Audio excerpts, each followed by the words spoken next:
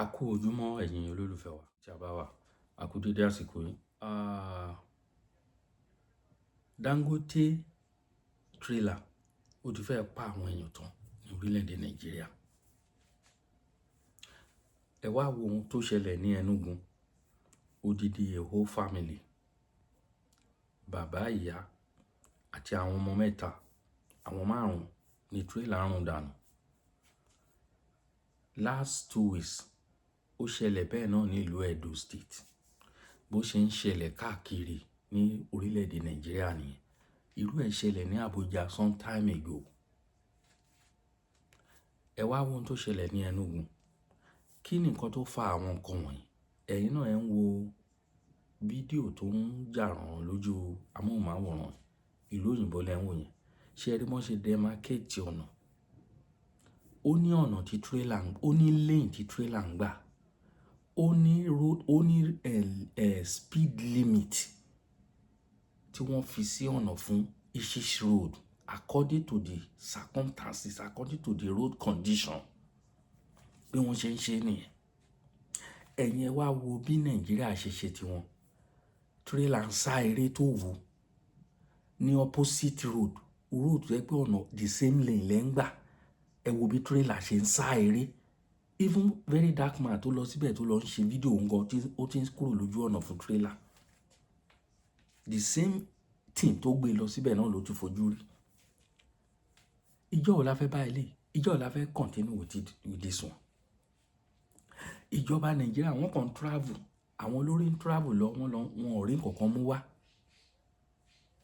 Wọn ò rí nǹkan mú wá. No road sign. State for the very first time, and I'm here because of the tragic incidents that happened yesterday. An avoidable, I'll call it avoidable, an avoidable accident that happened yesterday, and this accident claimed the life of 5 persons. These 5 persons, one family, father, husband, wife, 2 children, and an infant child under this car. And everything was caused because of the recklessness of this truck driver and this truck. This is a trailer that is burning just in front of the plaza. Had an accident. Can you see?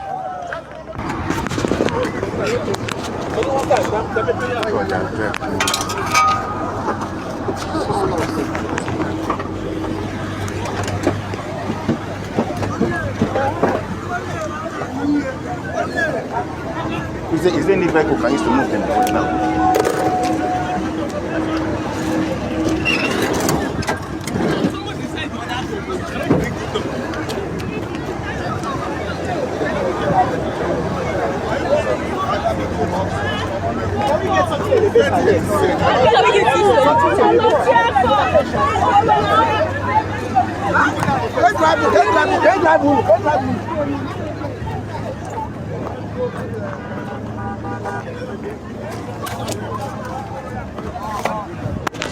Somewhere. Now, come and see this lane.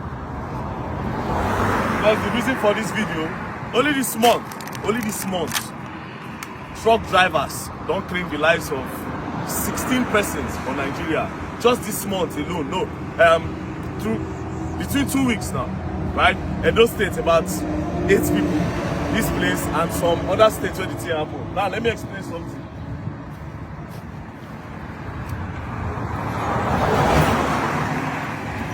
Get to that rock. You see the tire mark. Look the tire mark of the truck. Come. Look the tire mark of the truck. Waka fast.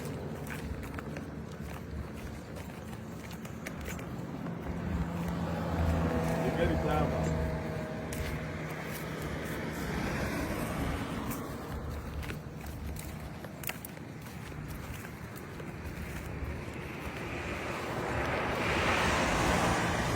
See the Corolla logo of the car where carry those persons. See where all the whole wahala start from. Now, this lane, what's up? Imagine a lane like this. Come stand here. Imagine a lane like this. Make truck the speed for a lane like this. Just imagine a lane like this and truck the speed. Does it even make sense? There's no regulation for truck driving in Nigeria, and it's a problem. Now, our politicians, they travel outside Nigeria. You go to London. I've been to the UK. I see how the road regulation be. Like for a road like this, if a truck go pass here, you go see say they write 30 for ground. Meaning say that driver should not exceed 30 miles per hour. Right? If you go further again for UK, you go see 40, 20. Do you understand? This is to protect lives. There's no measures to protect life in Nigeria by this government. Do you understand? See how that guy is speed. For this kind of road, when we say one motor they come like this, another motor they come like this. This is a double lane, and you are speeding like that. As a truck driver, it makes no sense. So you are supposed to regulate this road. Just like the UK. Now go travel, go abroad. Now go borrow money. That's what people do. Anytime you go abroad, you don't learn anything. Our politicians don't learn nothing. They go there, borrow money, and that's it. Nothing they learn. So these roads are supposed to be regulated. These are measures to save our lives in Nigeria. I beg. Now again, that's number one. Number two, we don't get anybody for Nigeria where they check whether these drivers, they're drunk, whether they are driving sober, or whether they don't hide. Because most of these guys, see this one now. See one motor they come. See. Show you see. You see how the guy, you see the speed? Now you see the speed. He had to dodge the guy. Hey, he had to dodge the guy. You have to dodge the guy. See the kind of heavy speed where that guy did. Very, very rough. Imagine say they regulate this road and then they can't get traffic wardens where they on the road, where they check all these things. Not just that, road safety, no they even do their work. Because if you carry all these guys now, they don't even get a license. These people don't even go to driving schools. They don't go to driving schools. Only that. These people just go carry one person go where Sabi drive, we just carry another person. Boom. So first things first, regulate the speed limit for Nigeria. First, mark our roads. Then put cameras. We get the money. Nigeria get the money. Put cameras where they check all these things. Anybody who violate, you collect a license. You know if you drive again for Nigeria. The company where employ the one where no get license, you collect the license from them. They can no longer use their truck to walk on our roads. That will protect lives. That will save our lives. Now see, boom. This one now, 5 people where they die now. See how? Yeah. Zoom out.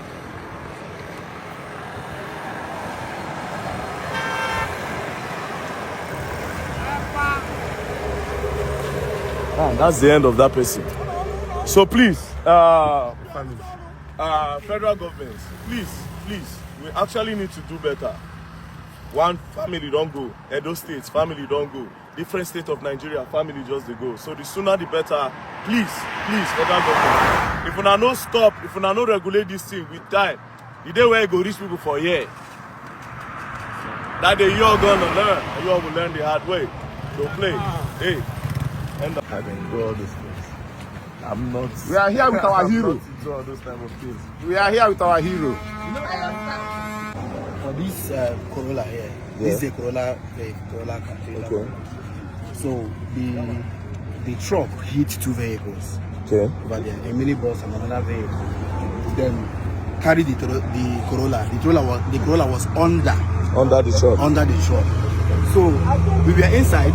We had the sound, the first sound when it hit the first vehicle. Boom. We didn't know what was happening. We had the second one. Was the truck speeding? Yes. It was actually speeding. Then the third sound, that was now when we came outside. So that time, the truck drivers, about 2 of them, ran outside. They were like, where police station, where police station, where police station. They ran out and yes. they ran out, 3 of them. They ran out, they were like, where police station, where police station. Next thing they blew it because there's a police station down that side. They ran towards them. So our attention was on the vehicles we were seeing over there.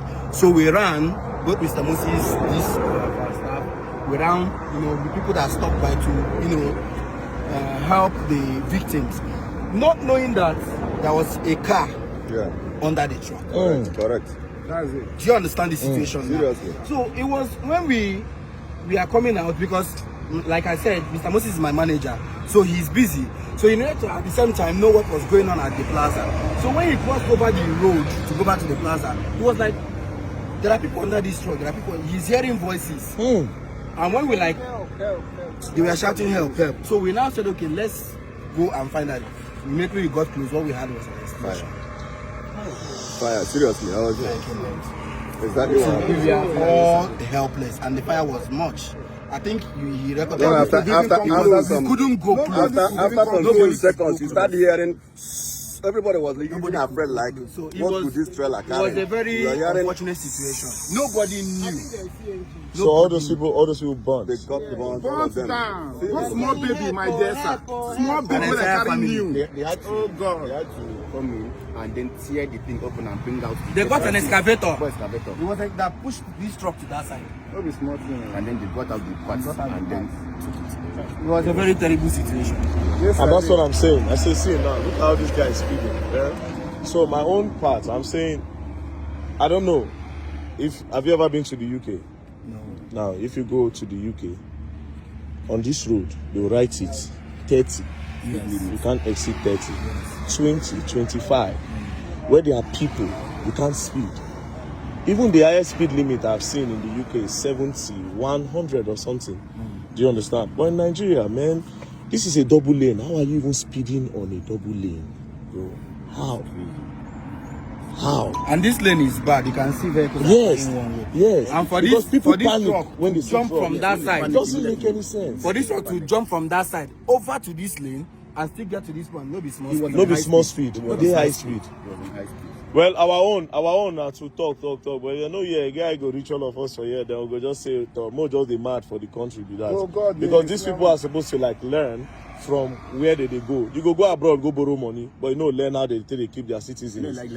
You know, learn how they keep their own citizens alive. But you see them when they go and borrow money. You travel, you borrow money, you put your children there to school and everything. These people are okay. But then again, you come back to Nigeria, you come and just lavish the money, and you cannot protect the people. It doesn't make any sense. So we will get platform. We will always talk. But again, we will go talk, Chris, man. We will just trace at the end of the day, you know. Peace, man. This one. After this one, there was three others. Yes, I'm almost 4 people died. This is not Under- the next within junction some there. hours, This is not the only accident. So after this one, in less than 3 hours, there was another accident. In front. In front. With truck again. With truck With and truck. then tricycle keke. Gone, With just keke like that. Not even a second. And in less than a They didn't week, breathe 1 minute. in less than a week, between Thursday last week and yesterday, about 4 different accidents. What am I saying? Yesterday alone was one. Yesterday was 3. And all of this truck. Yes. Yes. Okay, let me go Look at the on. one of yesterday. Somebody should do. ẹ wá fi wo ẹ wo fídíò tẹ́ ń wò lójú tẹ́ wò tán sìn ẹ wò wọ́n síra wọ́n á kọ̀ da ọ̀dà sí títì tẹ́ bá lọ wò kẹ́ para yẹn ẹ lọ mọ̀ road sign very important ó níbi tó ti lè sá 80 ó níbi tó wà ti sá 70 ó níbi tó wà ti sá 60 wọ́n á fi sign sójú títì trailer road sign wọn ó compulsory ó dẹ̀ ní lẹ́yìn tí trailer gbọ́dọ̀ máa gbà. Ó níbi tí o ti lè overtake is prohibited. Ó níbi tí o ti lè overtake. You cannot overtake anyhow on the road. O fẹ́ overtake, your visibility kò wà sufficient. Ibi tó o fẹ́ overtake, o lè rí distance like 100 meter. O dẹ̀ fẹ́ overtake. Ṣé rí pé wàhálà ni? Kò sí. Nàìjíríà, wọ́n á kàn máa drive anyhow. Ẹ wo ibi tọ́nà ti bàjẹ́ ń sìn. Àwọn tó ń lọ wọ́n kúrò nílé wọn wọ́n bọ́ sọ́nà àwọn tó ń bọ̀ wọ́n fèsì ṣọ̀dà àwọn traffic wọ́n á ti lọ gbé sign síbẹ̀ wọ́n á ti lọ demarcate ọ̀nà yẹn wọ́n á gbé road sign tí o bá sáré kọjá road sign yẹn kámẹ́rà á mú ẹ wọ́n á gbé fine wá bá ẹ nílé olóyè tí wàá san ọkọ̀ gba driving license lọ́wọ́ ẹ accident bá ṣẹlẹ̀ tí àwọn traffic bá débẹ̀ the first thing tó á ṣe wọ́n á lọ test driver bí ó mu ọtí wọ́n á fi kíní sí lẹ́nu wọ́n á test ẹ̀ wọ́n á mọ̀ bí ó mu ọtí. ẹ wá sọ ọ̀nà tí wọ́n gbé road signs nínú ní Nàìjíríà ibi tí kọ́nà bá wà wọ́n á ti gbé kíní síbẹ̀ 200 meter ahead ọ̀nà yẹn wà narrow oye speed bí lè wá reduce speed yẹ ó dẹ̀ lè overtake níbi tó bá wà kọ́nà no toro dangerous. Ẹ wo bí mọ́tò ṣe ń pa àwọn èèyàn dànù kiri nínú Nàìjíríà ẹ̀yin náà ẹ gbọ́ nǹkan tí very dark man sọ ó ní èwo nínú wọn ló lọ tó rí nǹkan mú wá ṣé rọ́ ló pa kò sí rọ́ ń bẹ̀ kò sí rọ́ nínú ọ̀rọ̀ tó sọ èwo ló lọ tó rí nǹkan mú wá? Wọn ò rí nǹkan kan mú wá bí wọ́n ṣe kó owó yín tí wọ́n máa kó lọ sọ́hùn. Àní ká gbára wa lọ́wọ́ wọn, ká dá dúró. Àwọn kan sọ a máa build the solid foundation for nation títí wa ni. A máa build the solid foundation. A lè continue pẹ̀lú àwọn eléyìí. Àwọn factor pọ̀ ńlẹ̀, different factor ló pọ̀ ńlẹ̀ tó fẹ́ pé genuine reason téèyàn lè fi yà kúrò nínú ìlú burúkú tẹ̀ ń wò. Different fashion wà láti fi sá kúrò nínú ìlú burúkú yìí o. A lè continue bẹ́lẹ̀ yìí. Ẹ wo bí mọ́tò ṣe ń pa àwọn èèyàn kiri, trailer Dangote cement. Wọ́n nídìí láti lọ ṣe bulbs sí àwọn ọ̀nà kan ní àòṣì ní last time tí very dark máa lọ ṣe. Tẹ́kí trailer bá ti ń bọ̀ bẹ́lẹ̀ o lè gún bẹ́ẹ̀. Ẹ wo ìlú mi lákùngbà ní àkókò. Àìmọye àwọn ọmọ student trailer ti pa wọ́n block ọ̀nà yẹn, trailer ò lè gbà bẹ̀ mọ́. Wọ́n lọ ṣe irin very big iron wọ́n ṣe sójú ọ̀nà. Àwọn bus kéékèèké ló lè gbà wá bẹ́ẹ̀, trailer ò lè gbà bẹ́ẹ̀. Wọ́n block ọ̀nà yẹn. Enough is enough. I think that road now wọ́n ti fẹ́ sọ di 2 lane wọ́n ń ṣe lọ́wọ́lọ́wọ́ ń sìn lọ́dún Àkùngbátò Ìkàrẹ́. Ẹni tó bá mọ àwọn ọ̀nà yẹn Àkùngbátò Ìkàrẹ́ Àkókò wọ́n fẹ́ sọ di 2 lane sí because àwọn trailer ti gbẹ̀mí jù, wọ́n ti pọ̀ jù. Àwọn wo la fẹ́ fi lé lórí? Ebi ìjọba ni. Iṣẹ́ ojúṣe wọn ni. Ojúṣe wọn. Ẹ wo Lagos Ìbàdàn express road. Àwọn ọ̀nà wọ̀nyí ẹ mọ̀ àwọn accident tó ti ṣẹlẹ̀ ńbẹ̀. Torí àwọn èèyàn ń sá eré bó ṣe wù wọ́n. Ó yẹ kí kámẹ́rà kó wà lójú ọ̀nà. Road sign tó bá ti sáré kọjá limit, kámẹ́rà á mú ẹ chai. Wọ́n ti mú plate number ẹ̀. Wà á kọ̀ wá ńlé ni wọ́n á gbé wá bá ẹ ńlé. Tó o bá kọ̀ tó o san, bó ṣe ń pẹ́ sí náà ni owó á máa ga sí. Ọjọ́ tí wọ́n bá mú ẹ, wọ́n á gba driving license lọ́wọ́ ẹ. O ò lè wa mọ́tò mọ́ nìyẹn. O ò lè wa mọ́tò mọ́ nìyẹn. Ó ní oye point tó máa ń fún yàn tó bá acquire driving license.